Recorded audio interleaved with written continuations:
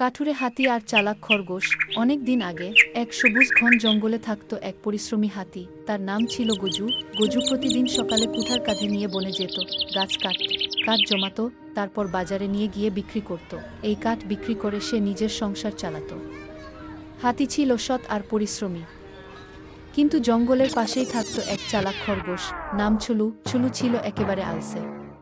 কাজ করতে তার ভালো লাগত না, কিন্তু অন্যের জিনিস নষ্ট করতে সে ছিল ওস্তাদ। দুষ্টামির শুরু। একদিন গজু প্রচুর কাঠ কেটে সারি সারি গুছিয়ে রাখল। সে ঘুমাতে গেল, ঠিক তখনই চালাক খরগোশ এসে চুপি চুপি কাঠের স্তূপে আগুন ধরিয়ে দিল।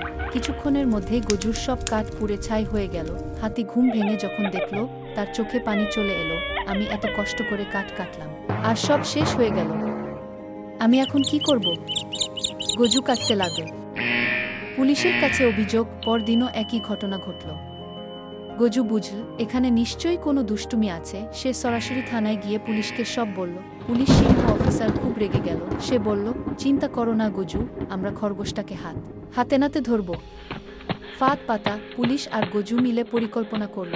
সেদিন গজু আগের মতো কাঠ কেটে সাজিয়ে রাখল এবং ইচ্ছে করে ঘুমানোর ভান করল। চালাক খরগোশ ভাবল, আজও কাঠে আগুন ধরাই, মজা হবে। কিন্তু সে জানত না যে আশেপাশে পুলিশ লুকিয়ে আছে। হাতে নাতে ধরা। যেই খরগোশ আগুন ধরাতে গেল, পুলিশ সিংহ লাফিয়ে পড়ল আর তাকে ধরে ফেল। খরগোশ ভয় পেয়ে কেঁদে ফেল, মাফ করে দিন, আমি আর কখনো দুষ্টামি করব না। কিন্তু পুলিশ তাকে শাস্তি হিসেবে জেলে পাঠাল, যেন আর কোনো প্রাণীকে ক্ষতি করতে না পারে। গল্পের শেষ। এরপর থেকে গজু নিশ্চিন্তে কাঠ কেটে জীবিকা চালাতে লাগল। জঙ্গলের অন্য প্রাণীরাও শিখল, পরিশ্রম করে খাওয়াই আসল পথ, আর দুষ্টুমি করলে একদিন না একদিন শাস্তি পেতেই হবে।